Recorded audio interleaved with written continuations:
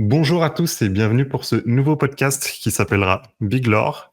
Je suis Marceau, vous m'avez déjà entendu aux côtés de Alexandra de Comme dans ta bulle et aujourd'hui je suis avec Quentin.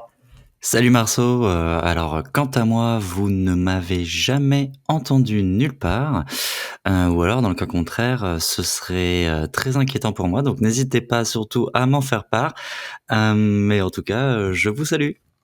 Salut Quentin, est-ce que tu peux nous décrire un peu l'objectif du podcast Quentin? Bah ouais, tout à fait. Alors, du coup, on est tous les deux. Enfin, j'imagine que s'il y a des auditeurs qui te connaissent déjà, ils savent ça déjà de toi. Mais on est tous les deux des grands fans des univers de l'imaginaire, que ça soit dans les livres ou bien dans d'autres productions dérivées, des comics, des animés, que sais-je, des films. Mhm. Donc en fait, on aime le world building par-dessus tout.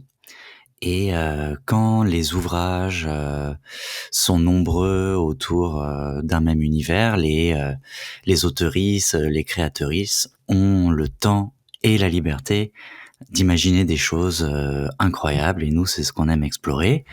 Et donc, on espère bien embarquer le peuple du podcast avec nous dans nos explorations. Mhm.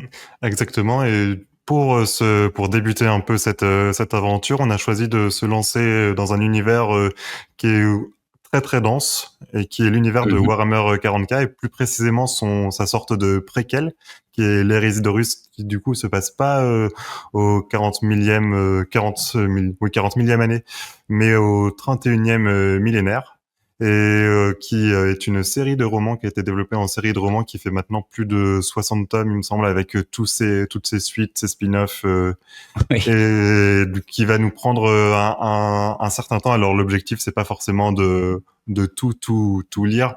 S'il y a des choses qui vraiment où les auditeurs veulent pas y aller, ou nous on sait que ça nous intéresse pas et que c'est un peu réputé comme pas très qualitatif. L'objectif c'est pas de s'infliger ça non plus, mais on va essayer de parcourir le Mm. plus en long et en large possible, en tout cas en cet univers.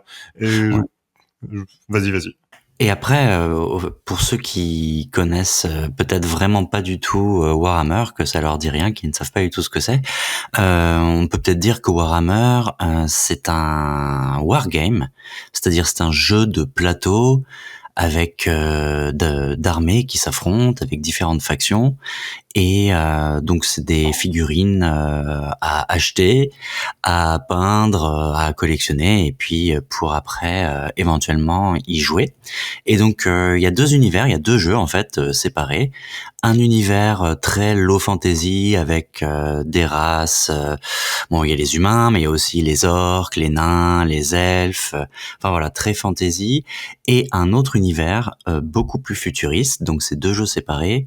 Warhammer 40 000, donc qui se passe au 41e millénaire, et où là, ce sont des militaires en grosse armure avec des gros fusils, des grosses mitraillettes qui se tirent dessus pour remporter les batailles. Donc, ça va peut-être être l'occasion, toi comme moi, d'expliquer un peu quel est notre rapport à l'univers de Warhammer. Est-ce que toi, de ton côté, tu connaissais déjà beaucoup ou pas? Moi, je suis vraiment un néophyte de l'univers 40K.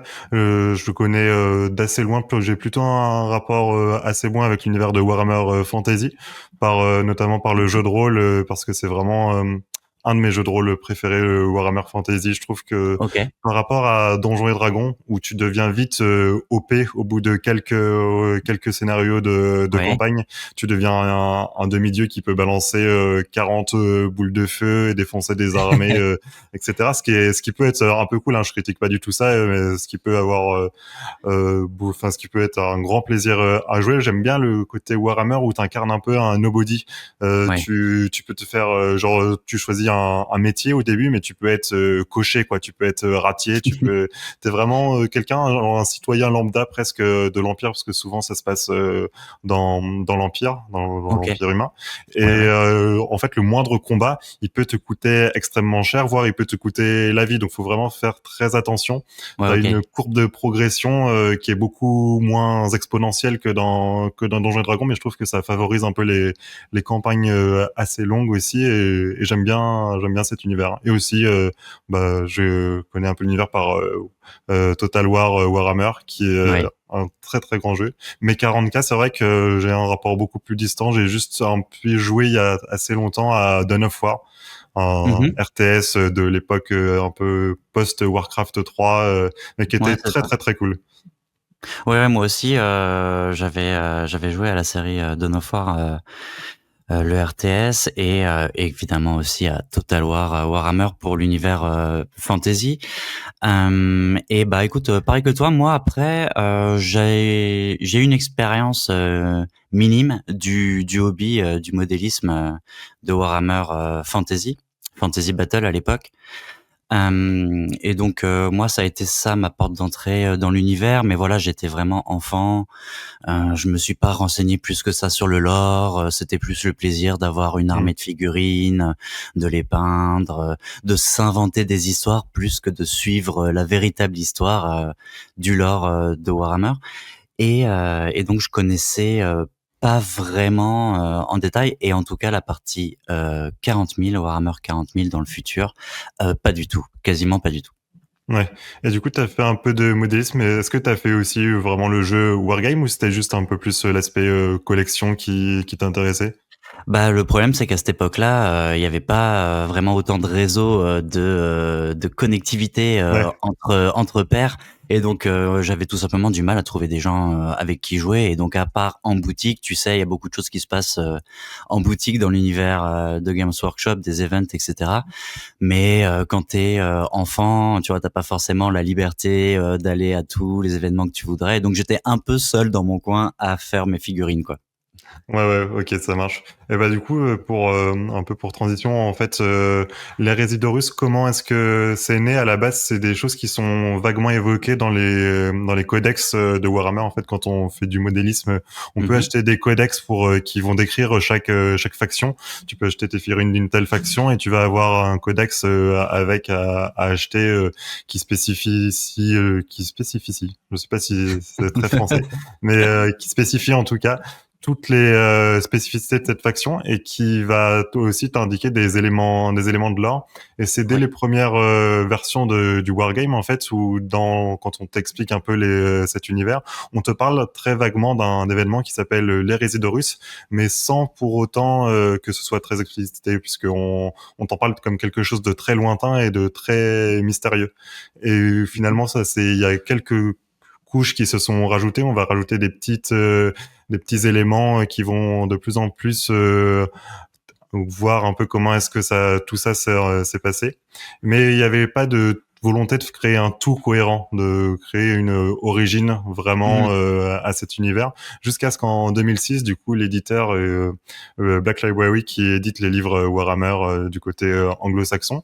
décide de lancer un gros projet de l'Hérésie d'Horus, qui au départ devait faire juste quelques tomes. On était loin des 60 tomes auxquels on est maintenant, mais en gros, ils ont pris leur crew habituel d'auteurs, et ils leur ont Ouais. dit bon bah maintenant on aimerait voir poser vraiment comment est-ce que notre univers 40K on en est arrivé là. Donc on va Mhm. écrire je crois que ça devait être une tétralogie au début pour dire voilà 10 000 ans avant il s'est passé ça, et c'est en ça que c'est fondateur pour les événements que nous on connaît aujourd'hui, pour l'univers que nous on connaît aujourd'hui.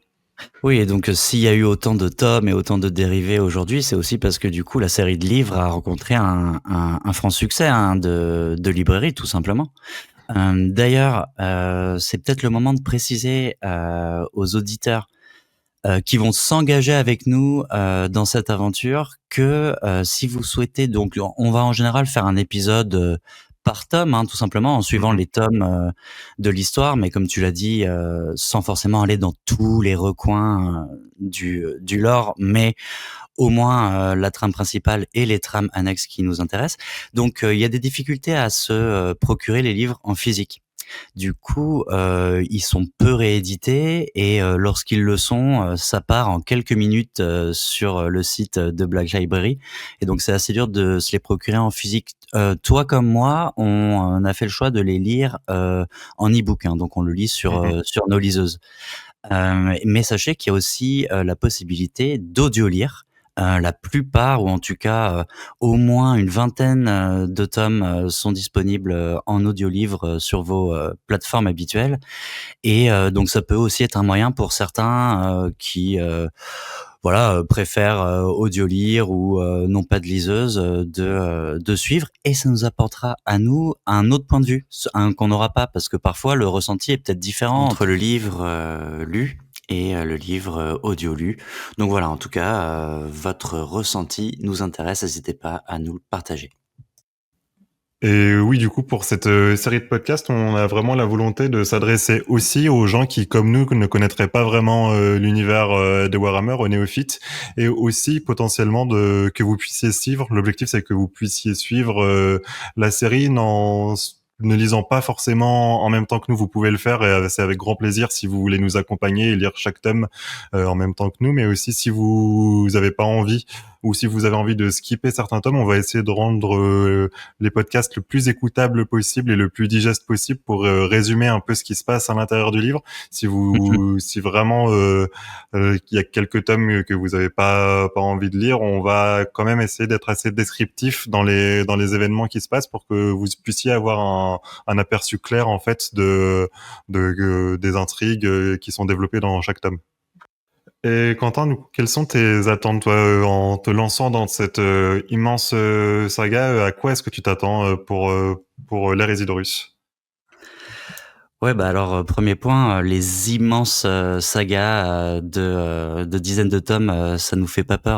C'est un peu notre point commun, donc sur ce sujet-là, ça va. Bah, écoute, j'y vais, avec un état d'esprit, super ouvert. Comme on l'a dit, je suis pas un expert du tout de l'univers 40 000, donc je peux pas être déçu, tu vois, par des approximations ou des choses que j'avais, imaginées autrement. Je suis un peu comme une feuille blanche, prête à absorber toutes les informations sur le lore qu'on s'apprête à explorer. Et sinon, j'espère que la qualité littéraire sera quand même au rendez-vous. On s'attaque quand même à une série de beaucoup de tomes, avec beaucoup d'auteurs différents, et on Mhm. sait que parfois ça peut être un peu inégal en termes de qualité d'écriture. Mais comme on sait que la série a rencontré quand même un franc succès, et pas que auprès des aficionados du hobby, du wargame Warhammer, ça devrait bien se passer. Et toi, comment t'y vas? Bah, un peu dans le même esprit, dans le même état d'esprit que toi, il faut comme une feuille blanche, quoi. Et c'est un univers qui m'a toujours fait assez envie de m'y intéresser, de m'intéresser au lore.